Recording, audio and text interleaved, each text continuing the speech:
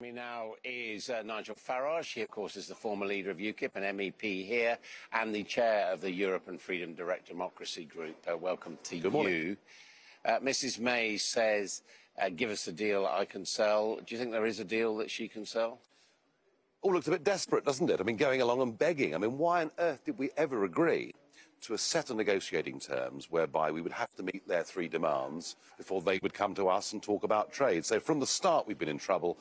I would say it's rather like the UK's a mouse and the EU's a cat. They're playing with us. What I am certain of is that here in Brussels, they don't want a deal. They want to string this out for as long as possible. They're now even intervening in British politics by treating Jeremy Corbyn here yesterday as if he was some sort of rock star.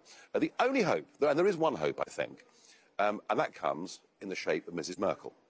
There's big pressure now coming on Mrs Merkel from German industry.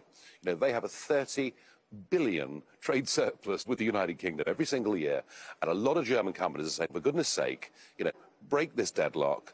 And if Mrs Merkel says the time has come to move on and talk about trade... Well, she did say things were sounding a lot more hopeful. As I say, she's the one person that could break the deadlock. Why do you say they don't want a deal here in Brussels? Oh, because the political imperative here is that no country can be allowed to leave this union without being seen to be punished. And that matters more to them than jobs and growth. But are you just talking about Brussels bureaucrats? Yes, I am. Yeah, you're not talking about the national members of the European Union. No, absolutely not. And look, in the last week, we've seen the Hungarian finance minister, we've seen the Danish finance minister. There are now voices around Europe saying, come on, let's move on and have sensible negotiations. The blocker is Brussels itself. And you, as the man who led the Take Back Control BREXIT campaign, do you want a deal? Do you want an agreement? Look, of course, a sensible free trade arrangement is in all of our interests. Of course I want that.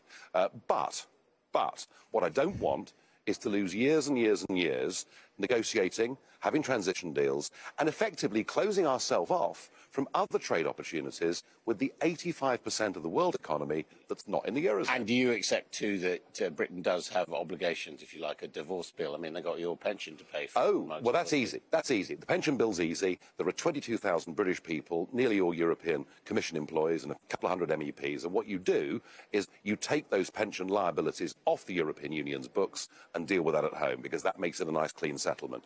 We do owe money up until 2020 because we signed up for a 7-year spending framework, and we should absolutely honour that because we agreed to it. Against that, we've got billions invested in the European Investment Bank. One nets off against the other. Let's just call it quits. So you don't agree with spending even 20 billion, as Mrs May suggested? No, I don't. There's absolutely no need to. You know, the treaty is very clear that once we've left, we have no further obligations. I do accept on pensions there's a liability, which is why I say let's take that off the EU's books. But if it comes to it, and clearly what they're disagreeing with at the moment is the level of payment, would it be a disaster if, in order to have a clean break, if you like, Britain does end up paying 30, 40, 50 billion? Quite frankly, honestly, the thought of Britain having to pay 40 billion sterling to leave this place, I mean, it's akin to blackmail. We should have no part of it. Now, you say they're treating Jeremy Corbyn like a rock star. What do you mean by that? Well, I mean, they told us we couldn't negotiate with the other 27, and in turn, they shouldn't be negotiating with the SNP or Jeremy Corbyn, but they are. If they could sow political... I mean, he just came here as a leader of a socialist party. No. He was treated as if he was a monarch, you know. I mean, it was remarkable. They would love to sow division in British politics. They would, frankly, they would love Jeremy Corbyn to be Prime Minister, because Labour's position now is they will accept any deal.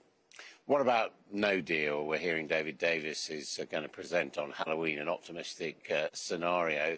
What do you think the consequences of no deal would be?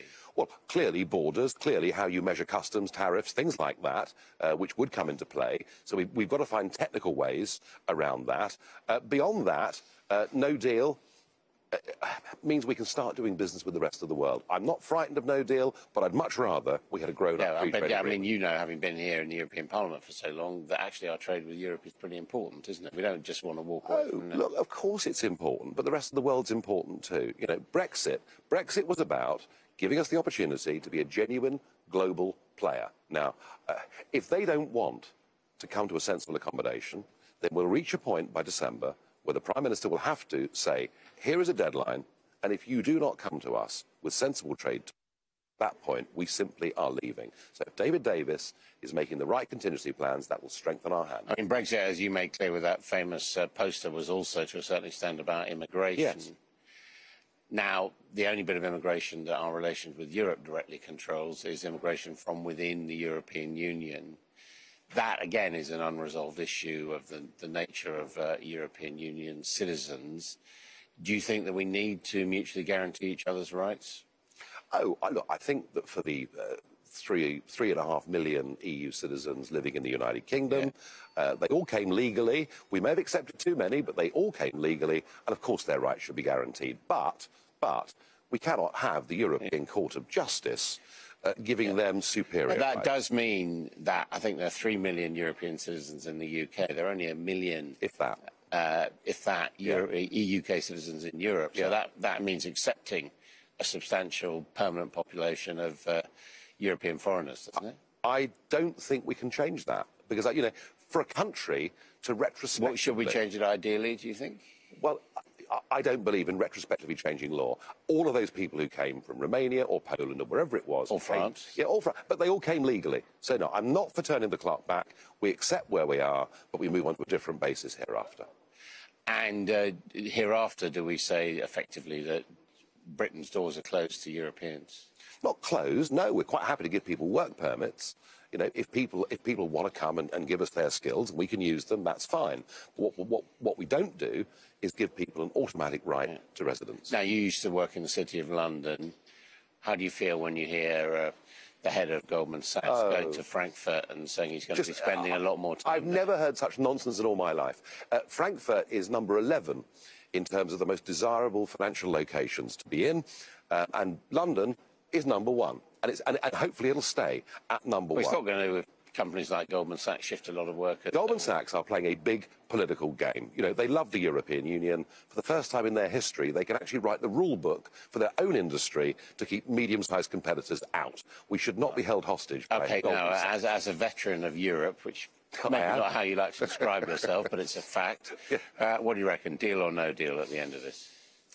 It feels to me that no deal is more likely than a deal, but I repeat the point, the one hope is that Mrs. Merkel says, right, let's grow up, let's start talking about trade.